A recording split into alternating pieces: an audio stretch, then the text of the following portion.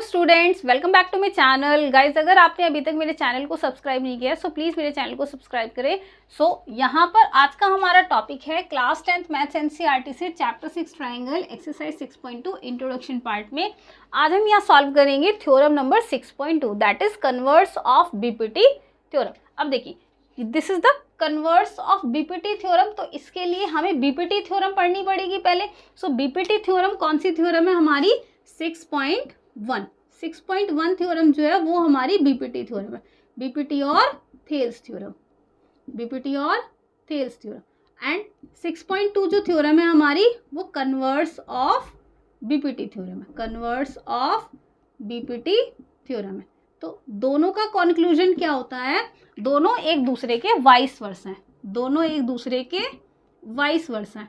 इसका मतलब कि जो इसमें गिवन होगा वो हमें इसमें प्रूफ करना होगा और जो इसमें प्रूफ करना होगा वो हमें इसमें गिवन होगा। ओके, जैसे हमने बीपीटी थ्योरम में पढ़ा था कि एक ट्राइंगल है यहाँ ABC और ट्राइंगल की किसी भी एक साइड के पैरेलल हमें एक लाइन गिवन थी। सो तब वो लाइन अदर टू लाइंस को सेम रेशो में डिवाइड कर दी थी। जैसे DE is parallel to BC, so यहाँ पे AD upon DB is equal to AE upon EC। Okay, ये था हमारा बीपीटी थ्योरम का proof.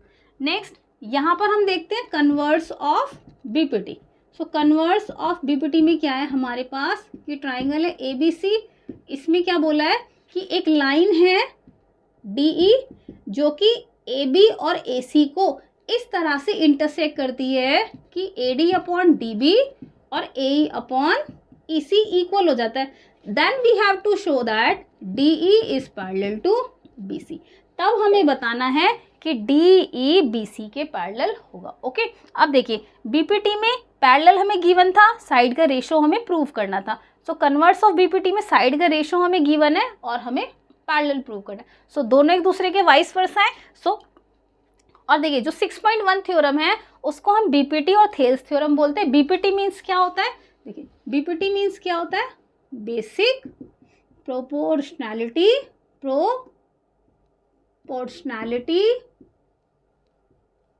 Theorem. Okay, and the other name is Thales theorem.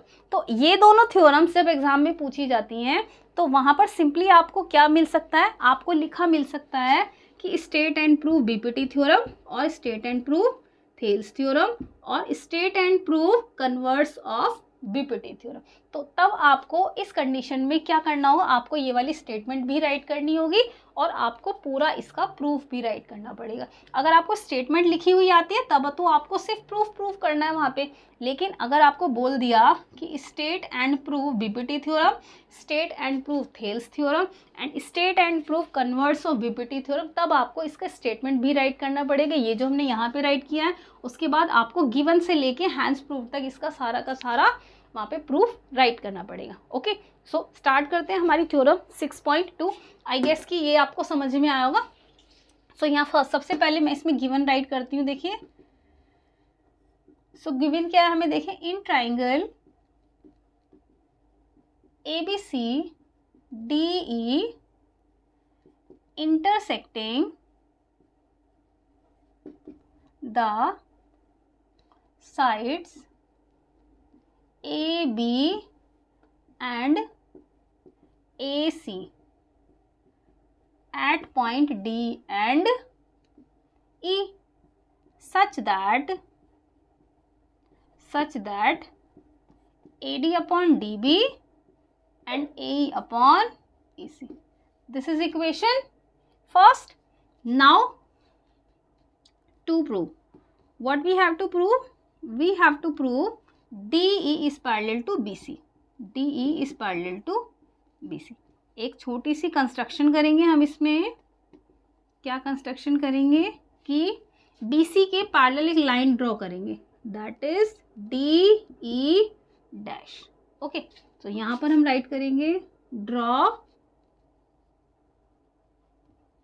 A line DE dash which is parallel to BC, which is parallel to BC. Okay, so अब देखो यहाँ पे क्या होगा कि D E dash is parallel to B C, D E dash is parallel to B C. अब चलते हैं हम प्रूफ पे। तो प्रूफ करने के लिए मुझे इस पार्ट को रफ करना पड़ेगा, सो मैं इसको यहाँ पे रफ कर देती हूँ। अगर आपको ये नोट करना था तो आप वीडियो को पॉज करें और इस वाले पार्ट को नोट कर लें। तो अब हम देखते हैं इसका प्रूफ। तो प्रूफ में देखिए कैसे देखेंगे हम, प्रूफ में देखिए, प्रूफ में हम इसमें यूज़ करेंगे बीपीटी थ्योरम का। बीपीटी थ्योरम का यूज़ करेंगे क्योंकि ये वाली लाइन इस वाली लाइन के पैरेलल है। तो बीपीटी थ्योरम में हमने क्या पढ़ा था कि if a line drawn parallel to one side of a triangle then it divides the other two line in the same ratio. तो हम ये वाली स्टेटमेंट यहाँ पे राइट करेंगे कि इफ बाय बीपीटी थ्योरम और बाय 6.1 थ्योरम, ओके, कि if a line drawn parallel to one side of a triangle to intersect the other two sides,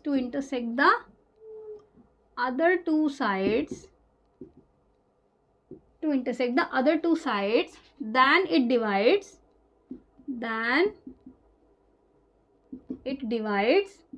in the same ratio, तो इसका मतलब क्या था, DE is parallel to BC, यहाँ right करेंगे DE is parallel to BC, DE dash, so this implies AD upon DB and AE dash upon E dash C, AE dash upon E dash C. This is equation second. First हमारी यहाँ थी, second हमारी वहाँ पर है। सो देखिए, from equation first and second given से हम यहाँ राइट करेंगे, गिवन से क्या राइट करेंगे कि AD upon DB equals to AE upon EC। Given से फर्स्ट ले लिया, या आप यहाँ लिख सकते हैं गिवन है यहाँ पे, यहाँ राइट कर सकते हैं फ्रॉम फर्स्ट।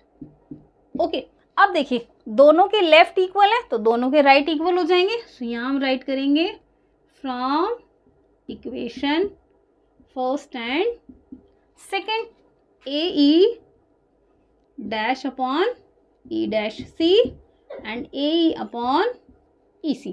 ओके, अब आप देखिए, अब हम क्या करेंगे, AE और E डैश C, ठीक है, और AE और EC में दोनों साइड हम +1 करेंगे। +1 क्यों करेंगे, जिससे हमारा दोनों साइड हमें AC मिल जाएगा, AC से AC कैंसिल हो जाएगा, हमारे पास E डैश C और EC इक्वल आ जाएगा। अब यहाँ पे देखते हैं, adding 1 both side, so AE dash +1 upon E dash C and AE upon EC +1। Okay, so यहाँ देखते हैं AE dash plus E dash C upon E dash C and AE plus EC upon EC। अब देखें यहाँ पे AE dash और E dash C दोनों मिलके क्या बनाते हैं, AC, और यहाँ पर AE और EC मिलके क्या बनाते हैं, AC। तो यहाँ पे मैं राइट करती हूँ ये वाली चीज़, यहाँ पे मैं राइट करती हूँ, देखिए AE डैश और E dash C, AE dash और E डैश C मिलके क्या बनाते हैं, AC, और नीचे कितना आएगा, E डैश C। नीचे AE और EC, AE EC मिलके क्या बनाते हैं, AC, और नीचे कितना आएगा, EC। AC से AC कैंसिल, कितना बचा, 1 upon E dash C, 1 upon EC।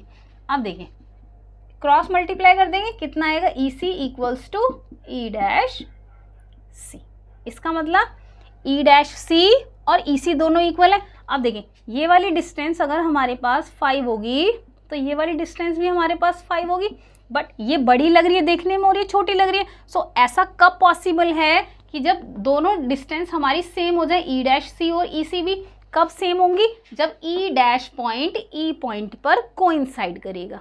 ठीक है, तो यहाँ पर हम राइट करते हैं from this we can conclude, from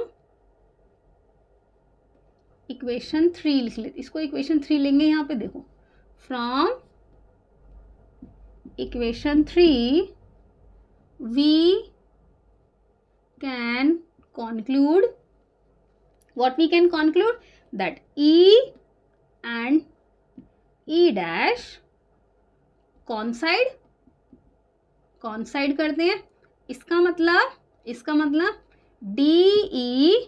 DE dash coincide with DE. So therefore DE dash by construction हमने ये वाली लाइन DE dash इस BC के पैरेलल ली थी। So by construction DE dash is parallel to BC.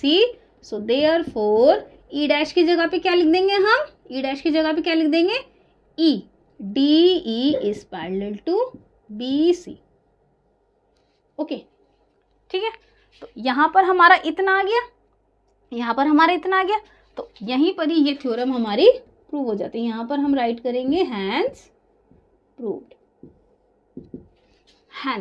Okay, सो इतनी कोई typical theorem नहीं थी ये कि हम इसको अच्छे से प्रूव ना कर सकें, बहुत इजी थी। बस यहाँ पे करना क्या था मेनली हमें, कि एक लाइन इन्होंने गिवन की थी जो हमारी ट्राइंगल्स की अदर टू साइड्स को 2 इक्वल रेशोज में डिवाइड कर दी थी, और एक लाइन हमको इसमें पैरेलल बाय कंस्ट्रक्शन लेनी है, जिससे हम इसमें थ्योरम नंबर 6.1 का यूज़ करके उसकी प्रॉपर्टीज़ को अप्लाई करके इसको यहाँ पे फाइनली प्रूव कर दे। ठीक है, सो आई होप कि ये थ्योरम का जो प्रूफ है आपको अच्छे से समझ में आया होगा। अगर कोई भी डाउट है तो प्लीज़ मुझे कमेंट बॉक्स में कमेंट करके बताएं। सो इसी के साथ चलते हैं हम एक्सरसाइज 6.2 की तरफ, उसके फर्स्ट क्वेश्चन में। तब तक के लिए बाय बाय, थैंक यू।